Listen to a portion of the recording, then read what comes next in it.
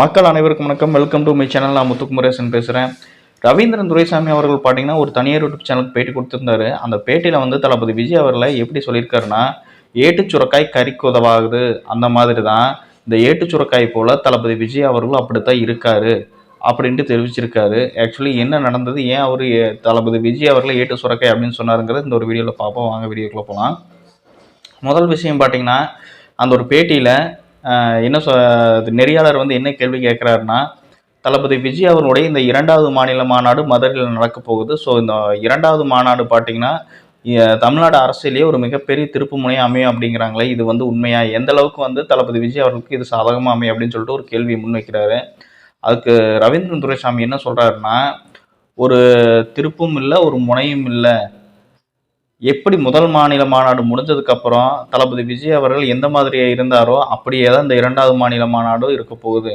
ஏன்னா முதல் மாநில மாநாடு நடக்கும் போதே வந்து இது வந்து மிகப்பெரிய ஒரு அரசியலில் வந்து திருப்பு முனையாக இருக்குன்னு தான் சொன்னாங்க. ஆனால் அந்த மாநாடு முடிஞ்சதுக்கப்புறம் தற்போது வரைக்கும் எந்த ஒரு முன்னேற்றமும் அந்த தமிழக வெற்றி கழகத்தில் கிடையாது. தளபதி விஜய் அவர்களை பொறுத்த வரைக்கும் முதல் மாநாடு முடிஞ்சதுக்கப்புறம் எந்த ஒரு மாற்றமும் கிடையாது, அப்படியே தான் இருக்காரு. ஸோ 2வது மாநில மாநாடு நடக்கும்போது மட்டும் எப்படி இந்த மாற்றம் வரும்? எப்படி முதல் மாநாடு முடிஞ்சு சும்மா கிடந்தாரோ அதே மாதிரி தான் இந்த 2வது மாநில மாநாடு முடிஞ்சு சும்மா கிடப்பாரு.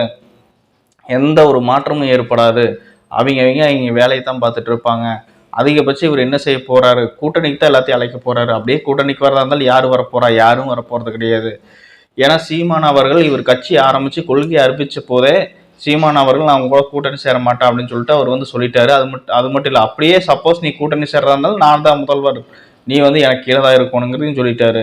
2வது பார்த்தீங்கன்னா பன்னீர்செல்வம், அதாவது பன்னீர்செல்வத்தை பொறுத்த வரைக்கும் வந்து பன்னீர்செல்வம் கூட கூட்டணி வச்சா ஆல்ரெடி வந்து பன்னீர்செல்வம் வந்து முதலமைச்சராக இருந்தவர். ஸோ அவர் கூட்டணி வச்சு சப்போஸ் கட்சி ஜெயிச்சதுன்னா கண்டிப்பாக பன்னீர்செல்வம் தான் முதலமைச்சராக இருக்க ஆசைப்படுவார். ஏன்னா விஜய் பொறுத்த வரைக்கும் தற்போது வரைக்கும் ஒரு எலெக்ஷன் கூட சந்திக்கல.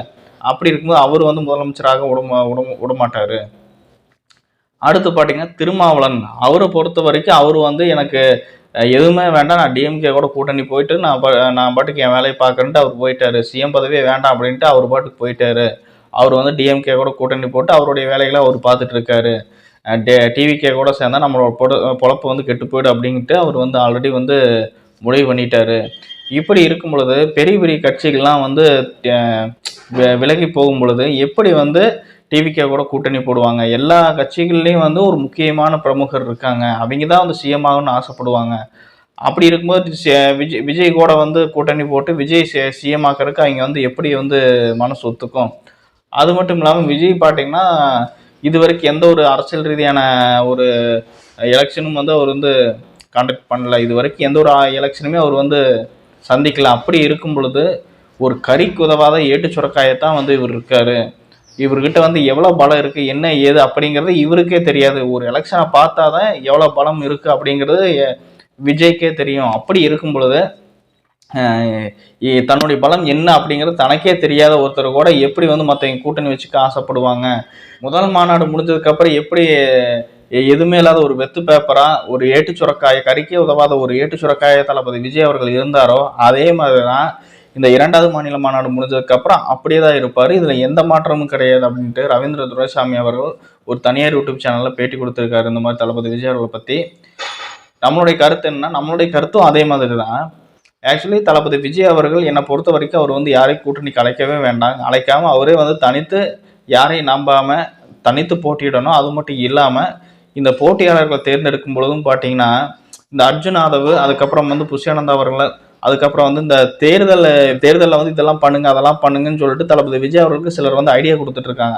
அந்த ஐடியா கொடுக்குற ஆளுகளே வேண்டாம். அவங்களையும் வந்து நீங்கள் வந்து ஓரம் கட்டிட்டு உங்களுடைய சொந்த மைண்டில் உங்களுடைய சொந்த ஒரு இதில் எப்படி சொந்த ஒரு உழைப்பில் எப்படி செய்ய முடியுமோ அதை வந்து நீங்கள் இன்வால்வ் ஆகி ஃபீல்டு ஒர்க் பண்ணி நீங்கள் வந்து போட்டால் கண்டிப்பாக உங்களுக்கான ஒரு அவுட்புட் கிடைக்கும் அப்படிங்கிறது என்னுடைய ஒப்பீனியன் மக்களே. ஏன்னா அப்போ தான் தளபதி விஜய் அவர்கள் நம்ம இப்போ எந்த பொசிஷனில் இருக்கோம், அடுத்து நம்ம எப்படி போகணும் அப்படிங்கிறது அவருக்கு தனியாக ஒரு முடிவெடுக்கக்கூடிய ஒரு இது கிடைக்கும். தனியாக ஒரு முடிவெடுக்கக்கூடிய ஒரு மனப்பான்மை வந்து அவருக்கு வரும்.